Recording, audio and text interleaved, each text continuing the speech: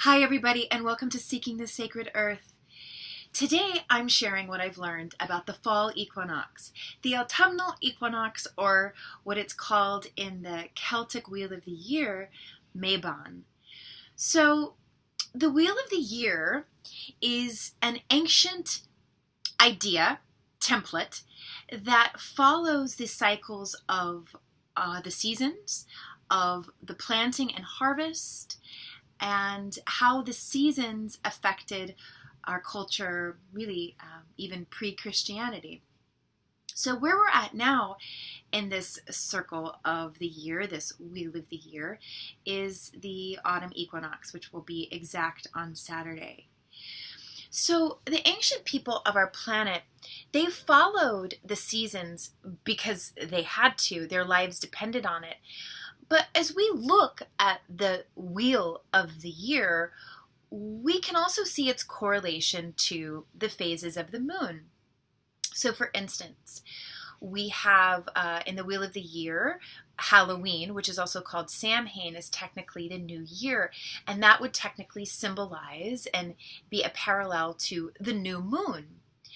And as that new moon grows, as it waxes into the full, we would have in the wheel of the year the early spring festivals that happen in February. We would then have the spring equinox, and then that full moon is that summer solstice, and then the full moon wanes and it starts going into the fall season. So really we're in that parallel of where we've had the full moon of the middle of summer, we've had the first harvest festival of Lammas, and now we're entering into the fall equinox, which then the next part of the wheel of the year will be Samhain or Halloween at the end of October. But autumn equinox, why I think that this time is very significant is because literally the sap in the trees are starting to move back down into the roots. And if we look at nature and these cycles of our planet to inform our own internal psychological and spiritual cycles, well, this is a time when we are sort of recouping after like the blistering heat of the summer, and we're recollecting on, what did we learn during the summer? How did this first harvest in August go for us? Sort of the first, as the children go back to school and we start, narrowing our focus, our goals in our careers. Well, now is the time where we're really starting to prepare for the cold, the winter, the inner knowing to really return, where the light, at least in the northern hemisphere, is going to be decreasing, and so we become more internal. We would be staying indoors more, in the colder climates. This is a time when we are going to be really taking the harvest and stocking up for that long winter that's coming. I think also with the autumn equinox, it's a similar parallel to our spring equinox, where we think about in the spring, cleaning, the seeds are sprouting, the flowers are blooming. Well, now it is also a time to clean. It's also a time to a good way to observe this autumn equinox would be to really clean your house and prepare for the holiday seasons that are coming and how stressful those can be. You sort of do the preparation now, sort of the storing of the harvest. Even though we don't really have to do those things anymore, what are some ways that you can begin to store the harvest for the coming winter season?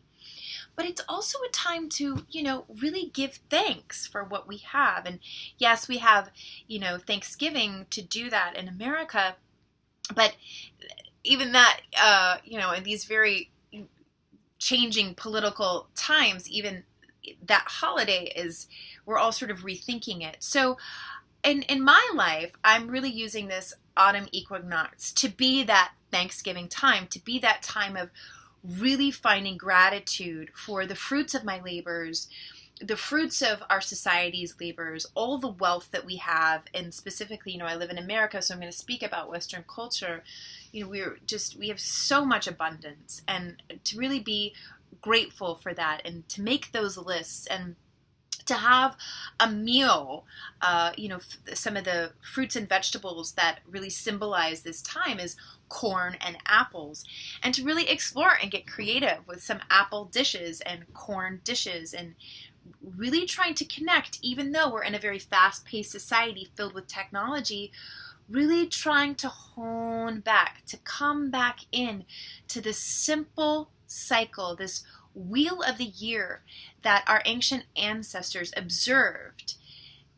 Observing it now, here in this time period, 2018, and really allowing it to ground us and connect us to something bigger than what we're reading on our phones, or what we're seeing in TV, or the driven nature of what we need to do next.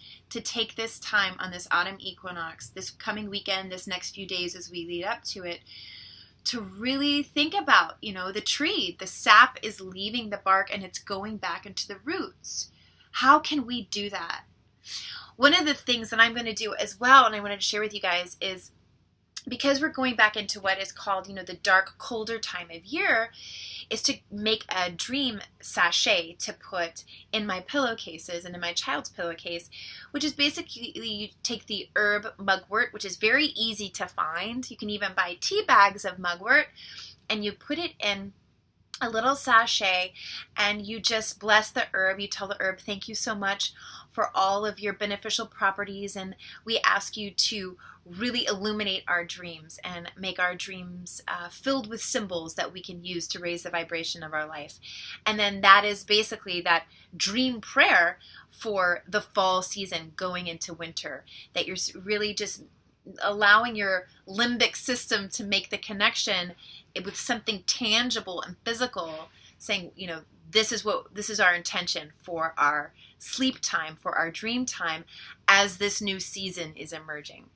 These simple things, they just, our bodies are holding the memories of all of our ancestors, of all of the human time lives before us, it's in our DNA. So doing these simple things to connect back to this very basic wheel of the year, and, really observing the moon cycles as well. What we're doing is really honoring the life cycle of the human being. That, we're that new moon when we're born, like I've talked about, that energetic clay that has no imprint. And we grow, we become more imprinted. And that idea of the full moon being in the prime of our life, we blossom. And then as that prime, we start going down into a time where we become more internal. We become the wise person in our community, the crone, the elder, right? And then back into that dark moon, which would also symbolize as sort of a dying, or a releasing, a letting go, to be born again in the next lifetime, if that's what you believe. Some people believe in reincarnation, some people don't. So, happy fall equinox. This is also a wonderful time. And the fall equinox on Saturday, you'll be able to place an egg on a table, and it will stand on its head. I believe you have to check your time based on where you are in the country, but it's at the exact moment of the equinox moment, this egg will stand up, and you can line them all up. Children really love seeing this because it only happens twice a year, on the spring equinox and the fall equinox. So happy fall equinox, everyone. Enjoy your apples and your corn. I hope you use this to also create a sachet of mugwort for the dreams of the coming fall as the darkness comes, the cold times are coming. And also to just continue to remember this image of the tree, the sap now going back into the roots, and how can we ground ourselves in this time of technology's really sped things up. And how do we counterbalance that? And how can we, supplement our lives with connecting to nature and still enjoy the beneficial parts of this technology that we're all living in? So happy fall equinox, everyone. And I'll be speaking to you soon more about the Wheel of the Year on Samhain, or Halloween.